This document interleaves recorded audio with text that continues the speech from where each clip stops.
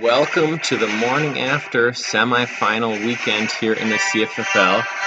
It is the penultimate show of the year, and Griff always likes to say I'm the evil empire, so I thought I'd go with that since also the Star Wars movie's coming out soon. But there you go, Griff.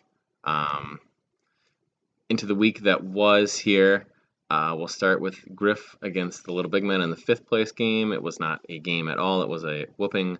Little Big Men take home fifth place after Kenyon Drake exploded. As for the semifinal games, we had In Rogers We Trust taking down the Dingoes, advancing to their first Super Bowl. The winner of that game, either one, was going to be in their first Super Bowl. Miles Sanders came through with the big game, as it wasn't Brett Perriman there, it was his son, Brashad Perriman, with 24.5, not enough to lead the Dingoes to a victory. As for the other game, myself, the Cardinals took down the Bucks in 91.5 to 85.5 in a heck of a game, very high scoring. Jameis Winston helped bail me out after Lamar Jackson dug a huge hole for me, but I was able to pull through in that one. As for the consolation games, we have the Minotaurs taking out the Bruisers, and the Horn Dogs taking out Dr. Dangerous. As for the prize money, we talked about the top two before, but this week, Little Big Men ended up winning the $50 for the fifth place, and the Gargoyles won $30 for sixth. The Bucks and the Dingoes each have won $75, and the winner of this week's game for third place will receive an additional $25. And the Cardinals and In Rogers We Trust have each won $200, with the winner of the Super Bowl 26 winning an additional $125. Should be a good Super Bowl. This will be, I'm going for my 9th title. In Rogers We Trust in their first Super Bowl.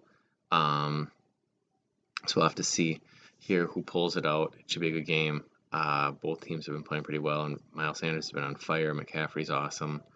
So we'll have to see. Hopefully, Jameis can continue even if his best receivers are not playing this week. So hopefully, for my sake, I can pull it out. But we'll see how it plays out. Also, on to the Fantasy Honors. The winner, typically I do win this award for the Dave Pujic Award for the most transactions on the year, and that was myself. I think I won it last year as well. I think the year before I did not win it, though. But typically this is my award. Eric Rett Award for the Comeback Player of the Year goes to Mark Ingram, who was the 6th running back this year at 10.3 points per week. Last couple years he's been around running back number 20.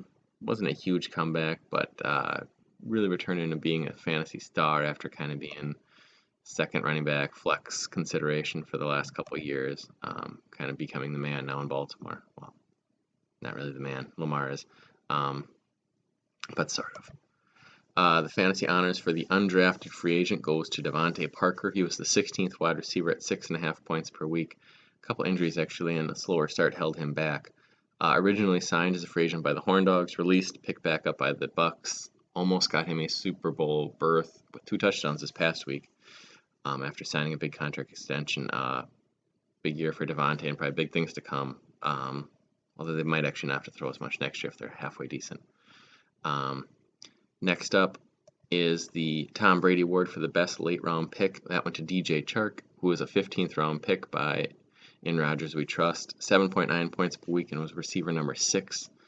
That was actually a close one. The Patriots were the 17th round, and they had 9.3 points per week, which is amazing. But defenses I couldn't really give it to. Close though, almost to give it to Bernie for drafting them. Previously on the undrafted free agent, the 49ers defense was undrafted, and they got like 7 points per week, so they were pretty good too.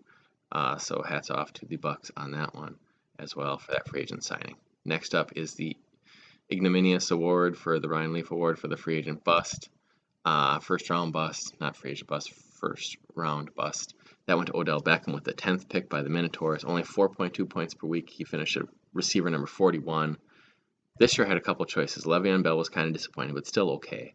Kamara was really disappointing. He hasn't scored many touchdowns. He was the 2nd pick. And David Johnson, who's really fallen off in the second half of the year, but at least he started out okay. He was like running back number 30. He was picked number 4. The last couple weeks it would have been him. But early in the year he was okay. James Conner also had a lot of injuries, and Devontae Adams wasn't very good either. Started out okay. The injuries kind of killed him. So there was quite a few not really great first-round picks this year, but Odell takes the cake. Also, fantasy honors here for the MVP. That one goes to Lamar Jackson. Pretty easy one there. 20 points per game, 12th round pick. Last year, Patrick Mahomes won the award with 22.6, but Lamar Jackson looks unstoppable now. Is not slowing down at all. Surprised I got by him. In the other league, I do get to play him again in the Super Bowl, so I'm happy about that. 2 weeks of Lamar Jackson. Not what I really wanted. One last look here at the games ahead this week. Super Bowl number 26 will feature myself versus T. Reeves, and the OK Bowl will feature the Horn Dogs versus the Minotaurs for the consolation belt, the Jim Shavino Memorial Belt. And a reminder, this is the first time either one of those guys will win the award for the consolation round. It'll either be my 9th or T. Reeves' first Super Bowl. So good luck to everyone except T. Reeves. Sorry, I really want to win the Super Bowl this year after last year having the best team in league history, and then not pulling it out. So I did get my revenge against Kent this week, but need that redemption this year. So we will see next week. It'll be a very short show, just kind of going over that and going over the final prize money. So thanks for tuning in, and see you next week.